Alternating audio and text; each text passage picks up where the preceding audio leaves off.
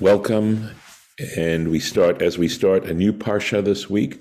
Baruch Ata Adonai Eloheinu Melech HaOlam Asher Kitshanu b'mitzvotav v'tzivanu la'asok b'divrei Torah.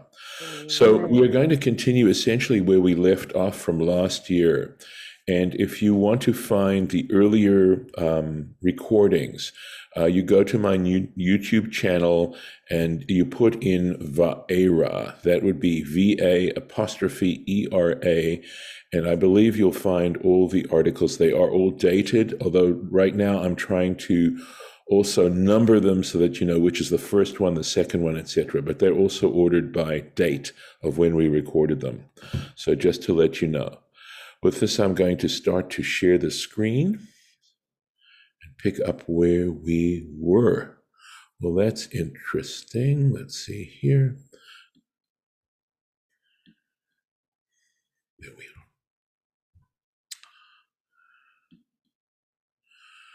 So what happened was, as you can see, we've moved into the passage quite a bit. And this is we're actually on the Sheni, as you can see. This is the second Aliyah. And give me one moment while I do that. And we take a break in the narrative. So what happens is we have Moses, of course, coming and speaking to Pharaoh in this particular parsha another time. And we are told, of course, that Pharaoh did not respond very well, etc., etc. But up to this point, the Torah hasn't really told us where Moses and Aaron came from. And as Rashi told us when we finished our study last year, the Torah takes a break here and starts to give us a genealogy. And it's not a complete genealogy. It's only through the tribe of Levi. But since, as Rashi points out, since the Torah is going to go to that trouble, the Torah is going to give us the first few tribes, and Rashi is going to explain to us why the Torah gives us these tribes, even though it's not its main purpose. Its main purpose is to tell us where Aaron, Moses, and Miriam came from, their descendancy. Here we go. Ele Rashi Beit Avotam. These are the heads of their paternal homes. If I were to try to translate this literally. B'nai Ruvain. So here we are. B'nai Ruvain, the sons of Reuven, Bechor Yisrael, the firstborn of Israel. And here we, of course, mean Israel Saba, Israel grandpa, meaning Jacob. Chanoch ufalu Chetzron v'Charmi ele mishpachot Reuven. So he had 4 sons, Chanoch, Palu, Chetzron, and Carmi, and we're told these are the descendants of Reuven. So that's as far as we go with Reuven. Uvnei Shimon, the second born, the sons of Shimon, Yemuel. Yes? Are you going to you're skipping the Rashi? Ooh, sorry. Got into the genealogy. Here we go. So Ele Rash, thanks, Lauren. You're keeping me on task. Thank you. Ele Rashi Beit Avotam. These are the heads of their paternal homes. And now he explains. Rashi simply explains. Mitoch shehuskach leyaches shivto shel Levi ad Moshe ve'Aharon. Because he needed to give the genealogy of the tribe of Levi up until Moses and Aaron, Bishvil Moshe ve'Aaron, on account of Moses and Aaron, as I explained before, Hitchil leyachsam derech toldotam mereuvein.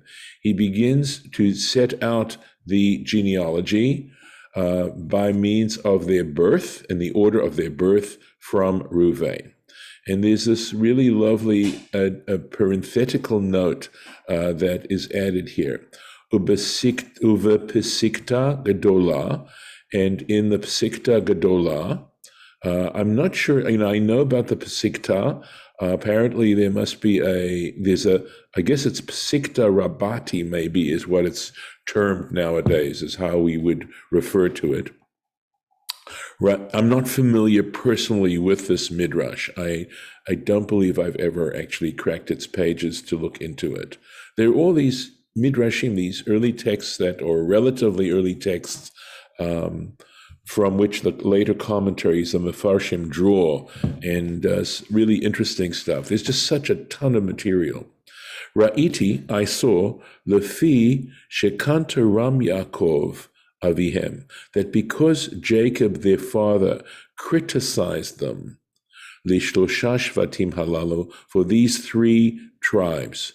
So remember Reuven, Shimon, and Levi in the blessings that Jacob gives to his sons, we see that he's actually critical. He says things about them that are critical. And so that's why halalu b'sha'at moto, he criticized them at the time of his passing.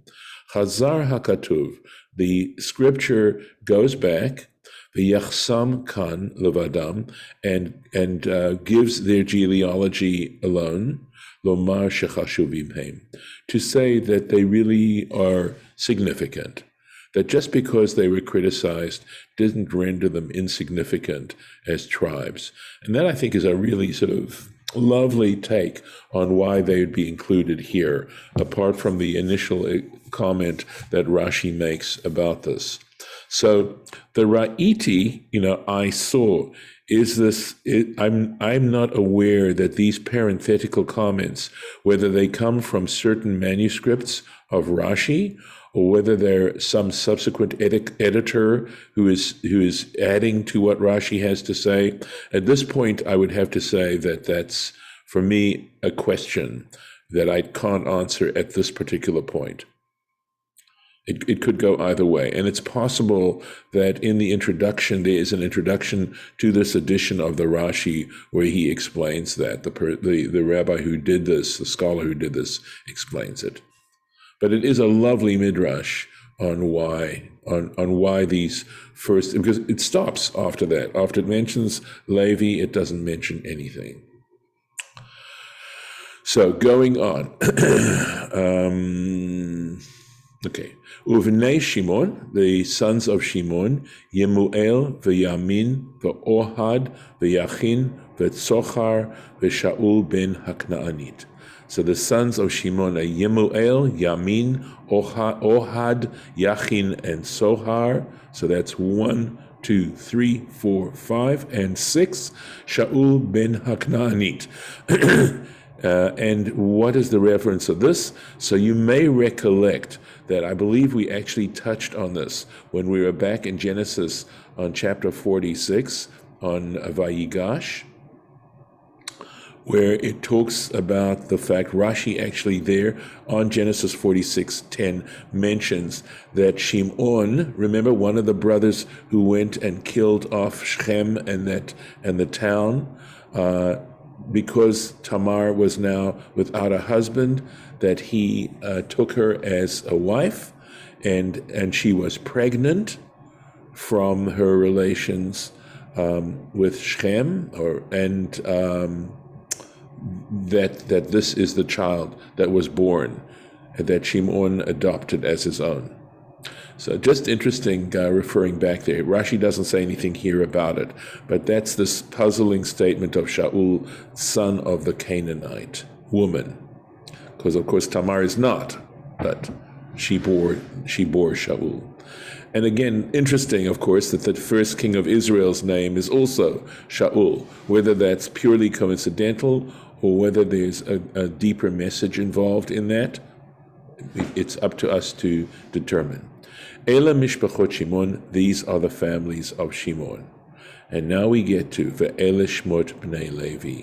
These are the names of the children of the sons of Levi, letoldotam, according to their generations, according to their births. Gershon, Kahat, and Merari. So Levi had 3 sons, Gershon, Kahat, and Merari. Ushnei chaye Levi, and now he introduces something else. And that is that the life of how old Levi was, how long he lived. Sheva ushloshim ume'at shana. He lived 133 years. Now let's go back here. 7. sorry, 37 yes, Sheva, 137 years. You'll see that one of them, I believe, does live to 133. But yes, thank you, Lauren. You're paying attention. And let's take a look at the Rashi. Ushne chaye Levi v'gomer. So the comment on the years of Levi's life. Lama nimnu shnotav shalevi, because it's here he does something, the text does something that it wasn't doing before. It didn't do it with Reuven and Shimon, it just does it with Levi. So why are the years of Levi counted? Lehodia kama yemei hashibud, to let us know how many years, how long the enslavement in Egypt lasted. Shekol zman she'echad min hashvatim kayam, because as long as one of the tribes, one of the 12 tribes, was still alive, lo haya shibud, there was no enslavement. Shene'emar, as it states in Exodus chapter 1, Vayamot Yosef vechol echav. It says Joseph died and all his brothers. Va'achar kach, and only after that does it say Vayakom melech chadash, a new king arose. V'Levi he'erich yamim al kulam, and Levi lived longer than all of them. So Levi was the last to die. We cannot count the 137 years of Levi's life as part of the enslavement, as part of counting towards the years of enslavement. Just to let you know that. Okay? So we're going to go on. So the Torah is actually giving us quite a lot of information here. Okay, let's go on. We need to go back here. Bnei Gershon, Livni v'Shim'i, the sons of Gershon, Livni v'Shim'i, lemishpachotam, according to their families. Uvnei Kahat, remember 3 sons of Levi, Bnei Kahat, Amram v'Yitzhar, Amram and Yitzhar, v'Chevron, Chevron v'Uziel. Hebron and Uziel. These names actually become significant later on in the Torah narrative, that we're going to be referring to these people, or some of them anyway, later on, and we are going to refer to Uziel later on, and that's significant in terms of Korach's rebellion. So we're going to have to wait until we get to the book of Numbers before we recognize one of the reasons why Korach rebelled against Moses. And here we go. Ushne chaye Kahat, and the years of Kahat's life, Shalosh ushloshim ume'at shana, 133 years. I believe, let's take a look and see if there's any Rashi here. Yes, here we are. Ushne chaye Kahat, ushne chaye Amram. So let's hold off on this until we get to Amram as well. So we'll stay with the narrative for a little bit. Uvnei, so just to finish up, remember there were 3 Levitical families, Gershon, Kahat, and Merari. That is going to be significant later on in Exodus, where we talk, or in Numbers, where we talk about the porterage tasks of the Levitical families. So in the book of Numbers. Uvnei Merari, Machli Umushi, his 2 sons, Merari's sons were Machli and Mushi, Ele Mishpachot HaLevi Letoldotam. These are the families of Levi according to their generations. Vayikach Amram et Yochevet Todato. And here we have support for what Rashi had told us earlier. Amram took Yochevet, his aunt, Lo leisha, as a wife. So in other words, a sister of his father, right? Va'telet lo, and she bore him et Aharon ve'et Moshe. So they don't mention Miriam here, but she bore him Aaron and Moses. Ushne chaye Amram, and the years of Amram's life, Sheva ushlosham ume'at shana. So 7 and 30 and 100 years. So 137 years. So The reason why I think it doesn't mention Miriam is because at this point in the story, we're going to be reading about how Moses and Aaron have to appear to Pharaoh. And Miriam is not part of the story right now. Of course, we've mentioned Miriam before regarding saving Moses' life.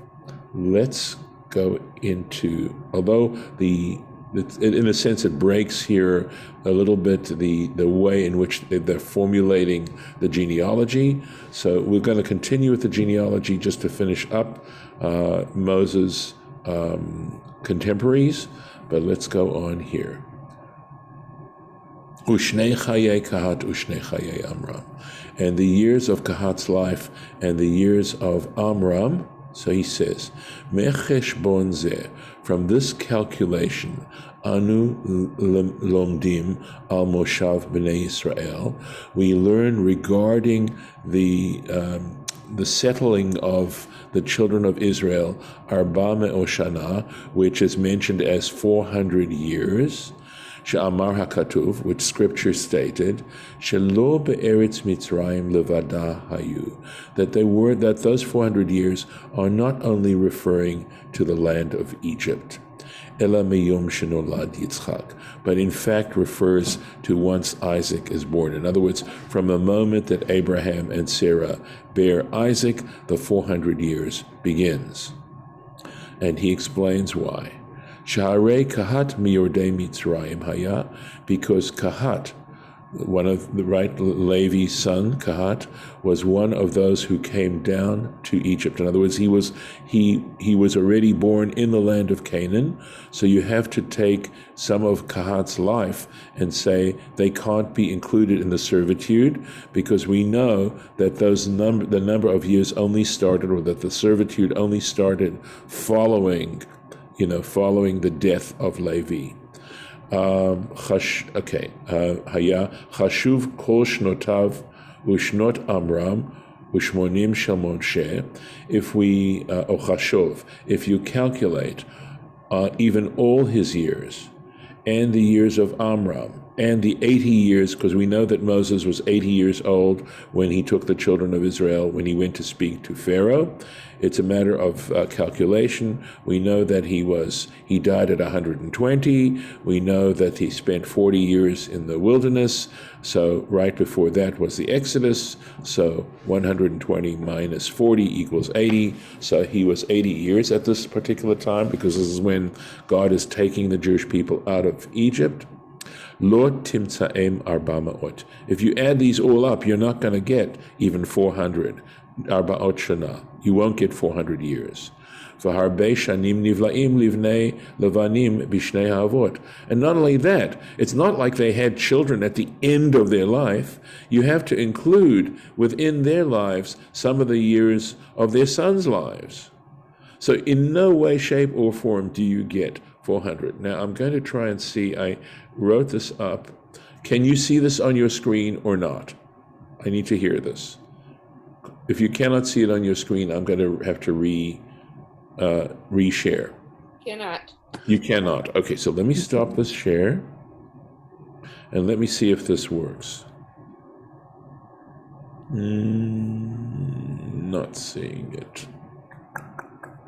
1 second. Let me do this. This may work. We'll see. And maybe it won't. Okay. Try something again. Let me see something else.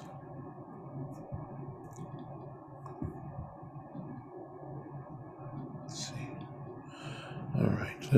Let me see if this will work.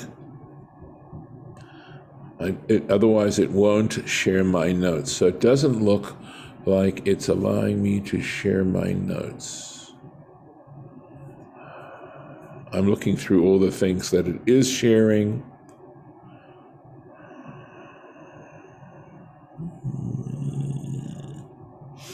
And it doesn't look like it's going to do that. Nope. All right.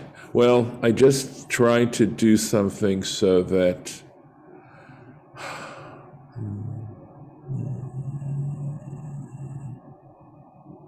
I'm sorry, I'm still looking to see if there's chance that it's doing this, and it doesn't look like it. All right. Had you saved the notes yet? Let me try that. The good point. So let me do this.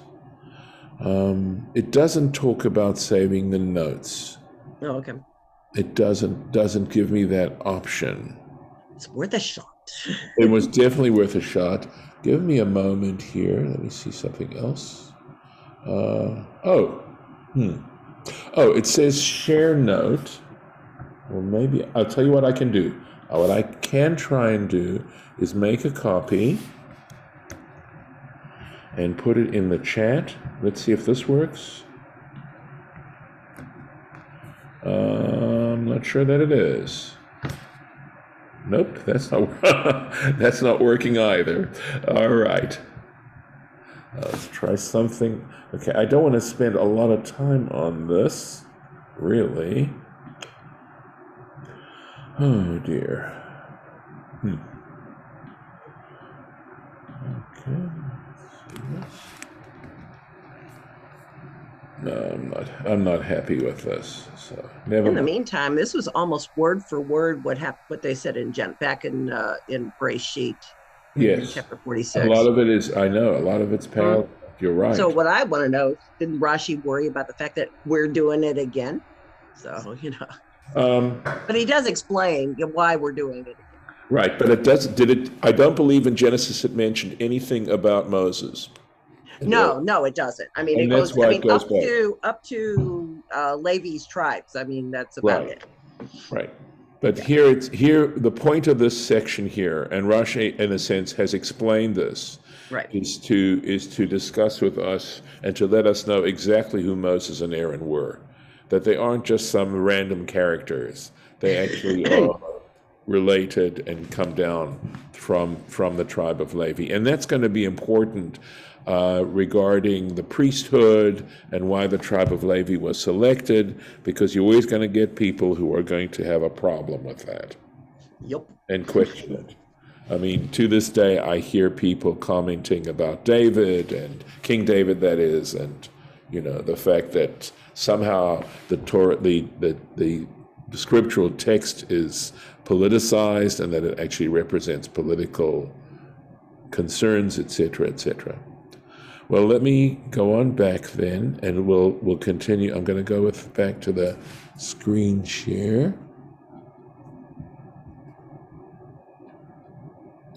And we can continue, just that we have a little time. Right. Let's make sure. Right. Uvnei Yitzhar. So we're going again. These are contemporaries of Moses that we're going to read about. The children of Yitzhar, Korach. There we go. This is the Korach we're talking about. The Nepheg and Nepheg Zichri. So 3 children, Korach, Nepheg, and Zichri. And Yitzhar, of course, is second born to Amram. Uvnei Uziel, Mishael, ve'Elzaphan, ve'Sitri. And the children of Uziel, Mishael, Elzaphan, ve'Sitri. And again, as I mentioned, we are going to have these people mentioned later on. Let's make sure I have everything there. Oh, we didn't do this particular Rashi. Yochevet Dorato. In other words, Amram took for a wife Yochevet, his aunt. And Rashi gives here the Aramaic from Onkelos. Here it is. Let's find it here. Here it is in the Onkelos, in the Aramaic translation. Unesiv Amram, that means Amram married Yat Yochevet, Achat Avuhi, the sister of his father, Leila into he took her as his wife. So Rashi simply is quoting Onkelos without saying that. So here, Achat Avuhi, the sister of his father, Bat Levi, the daughter of Levi. So in other words, the sister of Kahat. And Kahat was Amram's father. A little bit more. Uvnei Yitzhar, so here we go. We did this or not? Yeah. I think we did all of this. Right. We're on 23. 23, yes, thank you. Just want to make sure I'm covering all the Rashis, yes.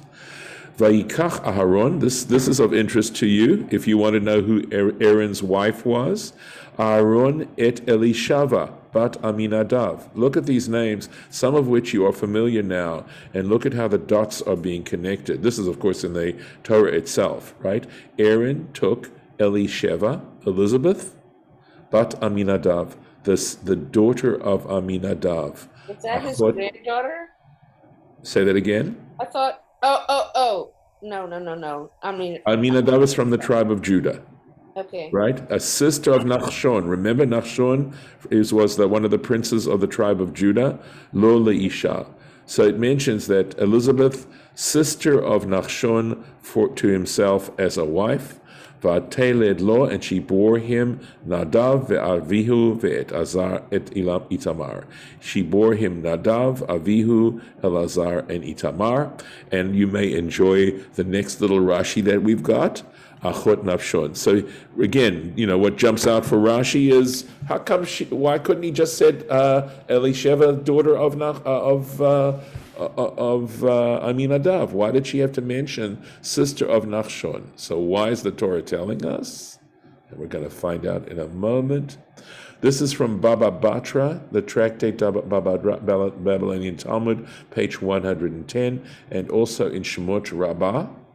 Mikan lamadnu, and from this verse we learn, Hanose Isha, that one who wishes to marry a woman, Tzarich livdok ba'acheha, he needs to check out her brother.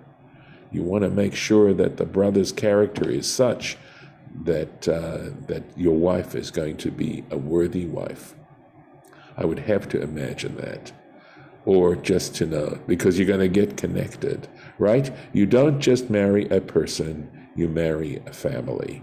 And we'll stop right here.